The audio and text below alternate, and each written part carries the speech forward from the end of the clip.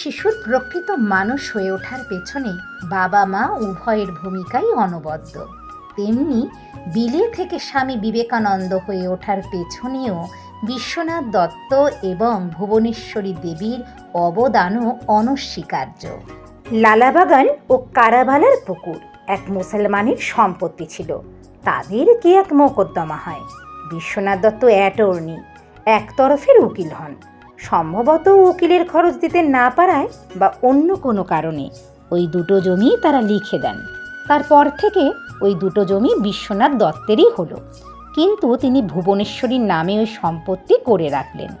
রামচন্দ্র দত্তের পিতা নৃসিংহ দত্ত ওই বিষয় সম্পত্তি দেখাশোনা করতেন, খাজনা আদায় করতেন। ওই দুটো জমি থেকে বিস্তর আয় হতো। ভালো বন্দোবস্ত করায় খাজনা খুব উঠতে লাগলো এবং কয়েক বছরের মধ্যে কেনার মূল্য উঠে গিয়ে লাভে দাঁড়ালো। কিন্তু যে মুসলমান বংশের ওই জমিটা ছিল তারা একেবারে গরিব হয়ে গেল। তাদের দিন পাতের কষ্ট হতে লাগলো।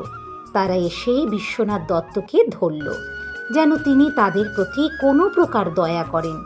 কিন্তু সম্পত্তি ভুবনেশ্বরীর নামে থাকায় তিনি তাদেরকে ভুবনেশ্বরীর কাছে গিয়ে অনুরোধ করতে বললেন। সেই মতো গরিব 2-3টি বালক এসে ঠাকুর দালানে গিয়ে বলতে লাগলো, মা, আপনি তো জানেন আমাদের একসময় অবস্থা ভালো ছিল, এখন সর্বস্ব গিয়েছে, 2টি ভাত জোটে না। আপনার তো খরচের টাকা উঠে গিয়ে অনেক লাভ হয়েছে। আমাদের জায়গাটা যদি ফিরিয়ে দেন তো আমরা 2টি ভাত পাই।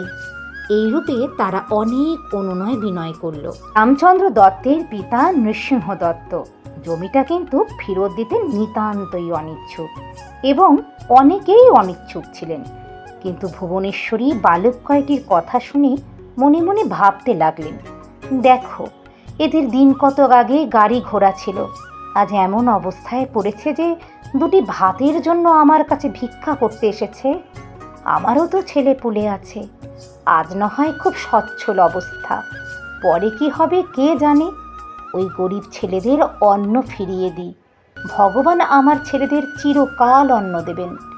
এইরূপ 7-5 ভেবে বললেন, তোমরা কাগজ তৈরি করে নিয়ে এসো, আমি সই করে দেব। এবং তিনি তেমনই করলেন।